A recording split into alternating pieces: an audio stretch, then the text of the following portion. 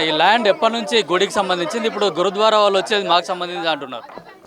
ఈ యొక్క area Romberg అనేది అత్తాపూర్, దుర్గామాత టెంపుల్, చిన్ననంతగిరి శివాలయం, కాలా హనుమాన్ టెంపుల్, ఇది సుమారుగా అక్కన్నల మాదన్నల కాలంలో 500 సంవత్సరాల క్రితం నుంచి ఉన్న దేవాలయాలు ఇవి గత 500 సంవత్సరాలుగా ఇక్కడ ఋషులు మహామునులు ఎప్పుడైతే శ్రీశైలము రామేశ్వరం వెళ్ళే దారిలో ఇక్కడ వచ్చి వాళ్ళు విశ్రాంతి తీసుకునే వాళ్ళని మనం చెప్తున్నాం, మనకు చరిత్ర చెప్తుంది. కాబట్టి ఈ యొక్క భూమి రాంబాగ్ అంటే క్లియర్గా అర్థమవుతుంది. ఈ యొక్క ఏరియా పేరే రాంబాగ్ అంటే రాముని యొక్క ఆస్తులు, రాముని యొక్క ఆస్తులను రామునికే చెందాలి, దేవాలయానికే చెందాలి.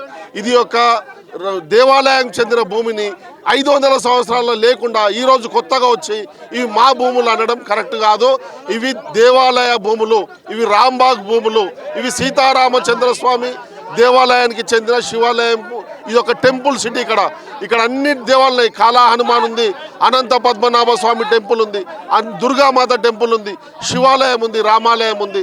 కాబట్టి ఇది రాంబాగ్ అంటే రామునికి చెందిన దేవాలయ ప్రభుత్వ భూములు. ఏం డిమాండ్ చేస్తున్నారు ఇప్పుడు? మేము ఏం డిమాండ్ చేస్తున్నామంటే శనివారం నాడు వరకు ఏదైతే పరిస్థితి ఉందో ఆ విధంగానే ఉండాలి. ప్రభుత్వము మరియు దేవాదాయ శాఖ కలిసి ఈ యొక్క భూములను ప్రభుత్వం కాపాడుకోవాలి. ప్రభుత్వము కాపాడమని ప్రజలు వినతి ఇచ్చిందాక ప్రభుత్వానికి తెలియదా ఈ యొక్క భూములు?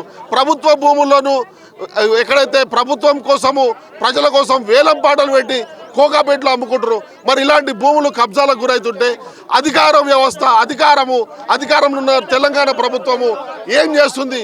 వెంటనే దీన్ని మళ్ళీ యథాతథ స్థితి కొనసాగించి దేవాదాయ శాఖ ప్రభుత్వం కలిసి దీనికి ఫెన్సింగ్ వేసుకొని రక్షించమని, ప్రజలకు అందుబాటులో ఉండమని చెప్తున్నాం.